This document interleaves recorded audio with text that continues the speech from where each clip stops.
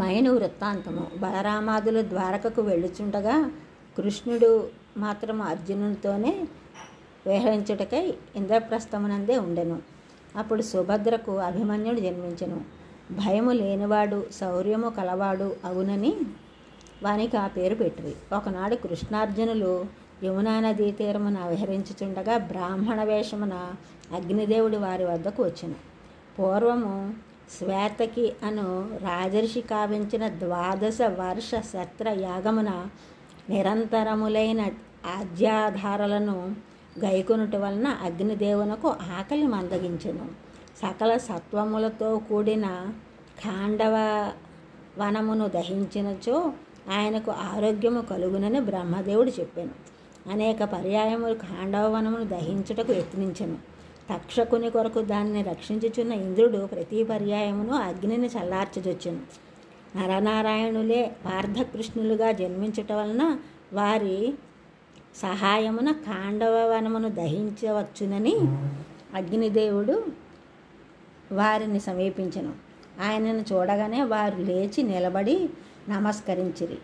ఆయన వారిని ఆశీర్వదించి, నేను అగ్నిదేవుడును, నాకు భోజనముగా ఖాండవ వనము కావలేను.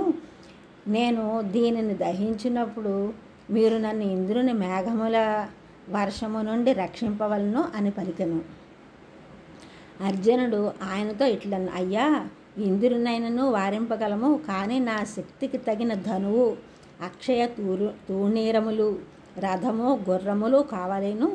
అట్లే కృష్ణునికి కూడా తగిన ఆయుధము కావాలనను అని అగ్నితో పలికెను. అగ్ని దేవుడు వరుణుని స్మరించి ఆయన చేత గాంధీవమును, అక్షయ తూణీరములను, కపికేతనము గల శ్వేత రథమును, అశ్వములను, కవచమును, అర్జునునకు శ్రీకృష్ణునకు చక్రమును ఇప్పించెను. ఆ చక్రమును గూర్చి అగ్నిదేవుడు ఇట్లు చెప్పెను, మాధవ, ఈ చక్రము నీచే ప్రయోగింపబడి శత్రువుని సంహరించి అప్రతిహతముగా తిరిగి నీ వద్దకు వచ్చును అని తెలిపాను. వరుణుడు కౌమోదకి అను గదను కూడా శ్రీకృష్ణుని కొసగను. పిమ్మట అగ్నిదేవుడు ఖాండవమును దహించుటకై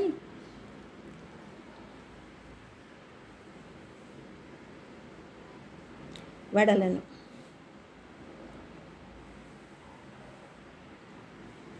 ఇంద్రుని ఆదేశమున మేఘములు పెద్ద ధారలతో వర్షింపజొచ్చెను.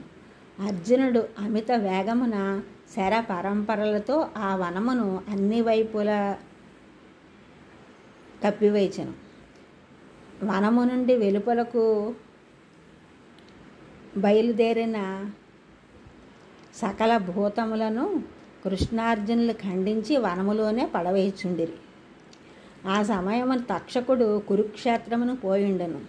వారి ఇంటి నుండి మయుడు అను వాడు బయలుదేరి అర్జునుని శరణుజొచ్చెను. వాడు నముచి యొక్క సోదరుడు. వానికి అర్జునుడు అభయం ఒసంగెను. అందువలన కృష్ణుడు చంపలేదు, అగ్ని దహించలేదు. ఇంద్రుడు కృష్ణార్జునులతో పోరాటానికి సిద్ధపడగా ఆకాశవాణి, వీరు నరనారాయణులను ఋషిశ్రేష్ఠులు, వీరిని జయించుట నీకు శక్యము కాదు అని వారించెను. ఇంద్రుడు మేఘములను మరలించుకొని వెడలిపోయాను. మయుడు కృతజ్ఞతతో అర్జునునితో ఇట్లనెను, అర్జున, ప్రాణదానము వచ్చిన నీకు నేను ఏదైనా చేయవలని కోరుచున్నాను. నేను దానవులకు విశ్వకర్మను, మహాకవిని, నీకు ఏమి కావాలనో చేసి నిర్మించి ఇచ్చేదను అని పలికెను. అర్జునుడు అప్పుడు నీవు శరణాగతుడవై ప్రాణరక్షమునకు నొందిన నీ వలన నేను ప్రత్యుపకారము పొందుట అయుక్తము.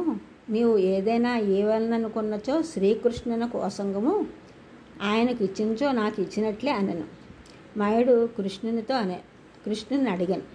కృష్ణుడు ఆలోచించి అపూర్వమైన సభను నిర్మించి ధర్మరాజునకు ఒసగము అని చెప్పాను. మయుడు సంతోషముతో అంగీకరించిన. కృష్ణార్జునులు మయుని గైకొనిపోయి ధర్మజుని దర్శించి వాని వృత్తాంతమును చెప్పిరి.